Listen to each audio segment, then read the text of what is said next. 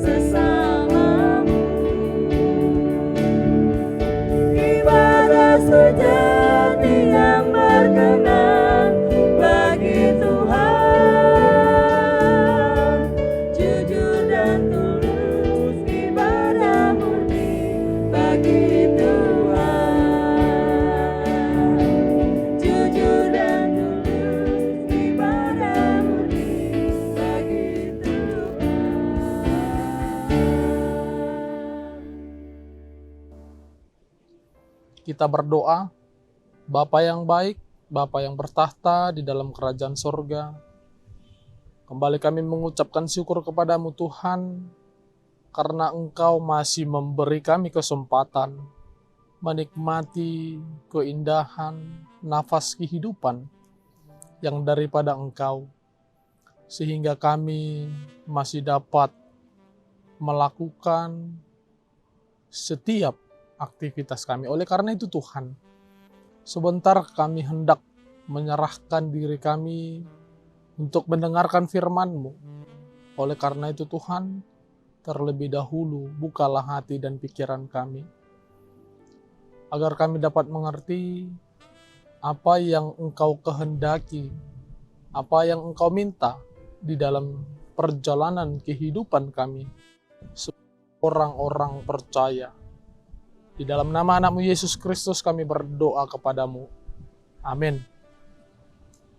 Bapak, Ibu, Saudara-saudara yang terkasih,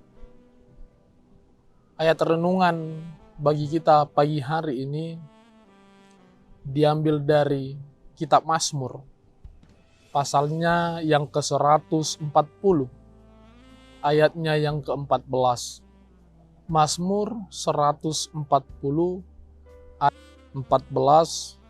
Beginilah firman Tuhan. Sungguh orang-orang benar akan memuji nama-Mu, orang-orang yang jujur akan diam di hadapan-Mu. Sungguh orang benar akan memuji nama-Mu, orang-orang yang jujur akan diam di hadapan-Mu. Demikian firman Tuhan. Bapak, Ibu, Saudara-saudari yang terkasih, pada zaman modern saat ini, kita sering mendengarkan ucapan dari orang yang mengatakan, ngapain jadi orang jujur? Pada zaman ini, kita sering mendengar orang-orang yang berkata, rugi menjadi orang jujur. Tidak heran ketika ada ungkapan yang mengatakan bahwa orang jujur sulit atau bahkan tidak ada di dunia ini. Kita tidak heran lagi dengan ungkapan-ungkapan tersebut. Ungkapan-ungkapan yang mengatakan bahwa sekarang tidak ada orang yang jujur di dunia ini. Pada saat ini Bapak Ibu Saudara-saudara yang terkasih, kita diperhadapkan dengan berbagai macam tantangan. Terkadang tantangan itu datang dari mereka yang melakukan tindakan kejahatan, yang melakukan tindakan ketidakadilan, yang melakukan tindakan kekerasan, kasar, egois, dan sebagainya. Banyak kejahatan di tengah-tengah dunia ini. Banyak tindakan ketidakadilan di tengah-tengah dunia ini. Itu sebabnya sekarang pribadi kita dipertanyakan, masihkah kita mampu menjadi orang benar dan jujur? Masihkah kita mampu menjadi orang yang benar, orang yang jujur, di tengah-tengah tantangan yang membuat kita tergoda untuk tidak jujur, tidak setia kepada Tuhan? Bapak Ibu Saudara-saudara yang terkasih, jujur itu adalah ketika seseorang memiliki hati yang lurus, tidak berbohong, tidak curang. Jujur berarti ya bila ya dan tidak bila tidak.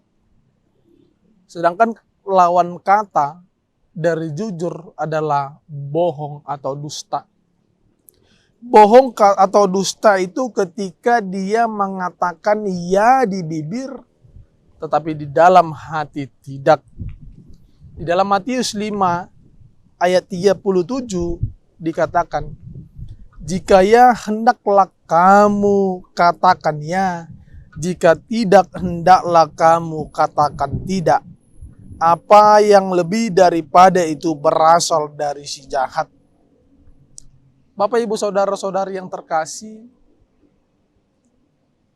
sebagai seorang Kristen, menjadi orang yang benar, menjadi orang yang berkata jujur itu adalah harga yang mutlak, tidak bisa ditawar-tawar. Menjadi orang benar, menjadi orang jujur itu adalah harga yang mutlak, adalah sifat yang harus kita miliki sebagai orang-orang percaya. Memang pada dasarnya bisa kita melihat realita kehidupan kita sekarang ini, bahwa yang namanya kejujuran itu dibungkam, bahwa yang namanya kejujuran itu diuji. Contoh hal ketika seseorang pejabat negara yang diperhadapkan dengan tindakan korupsi, sogokan, banyak hal-hal yang menguji kejujurannya, menguji kebenarannya. Dan bukan hanya hal tersebut. Sekarang bisa kita lihat bahwa di dunia pendidikan pun begitu. Banyak orang, contohnya ketika dia menghadapi ujian atau tes, dia berusaha untuk berbuat curang karena persiapannya tidak ada. Banyak sekarang Bapak Ibu Saudara-saudari yang terkasih, untuk menggapai cita-citanya, dia menggunakan jalan yang tidak benar dengan cara menyogok dan sebagainya. Oleh karena itu sekarang pribadi kita dipertanyakan, masihkah kita mampu menjadi orang jujur, orang benar? Dan balik lagi kepada yang saya katakan tadi, sifat sikap jujur itu harga mutlak bagi setiap orang percaya, bagi setiap orang Kristen. Memang Bapak Ibu Saudara-saudari yang terkasih, menjadi orang jujur itu tidak terlepas dari setiap permasalahan. Bahkan ketika kita menjadi orang benar, Bahkan ketika kita menjadi orang jujur, permasalahan itu bisa saja semakin bertambah. Ketika kita menjadi orang jujur, menjadi orang benar, bisa saja banyak musuh-musuh kita semakin bertambah yang menjadi musuh kita. Karena apa? Karena tindakan kejujuran kita. Sehingga kita mulai merosot. Sehingga kita mulai menyingkirkan kejujuran tersebut. Tetapi satu hal yang harus kita ketahui, bahwa ketika engkau bersikap jujur, banyak orang yang menjauhimu, banyak tantangan yang engkau hadapi. Jangan berpikir bahwa engkau sendirian menghadapi hal tersebut. Tetapi ada pertolongan Tuhan untuk engkau di dalam tindakan kejujuranmu, di dalam tindakan kebenaranmu. Oleh karena itu, jangan pernah takut banyak musuhmu. Jangan pernah takut banyak tantangan datang di dalam hidupmu ketika engkau bersifat benar dan jujur. Tetaplah setia di dalam sifat itu, karena itu adalah harga mutlak, dan terlebih Tuhan datang menolong kita. Amin, kita berdoa. Terima kasih Tuhan, karena Engkau kembali mengingatkan kami bahwa setiap orang percaya, orang Kristen adalah harga mutlak dalam bertindak benar dan bersikap jujur. Engkau mengetahui Tuhan bahwa setiap tindakan jujur kami, tindakan benar kami mengalami banyaknya tantangan, banyaknya orang yang tidak suka kepada kami.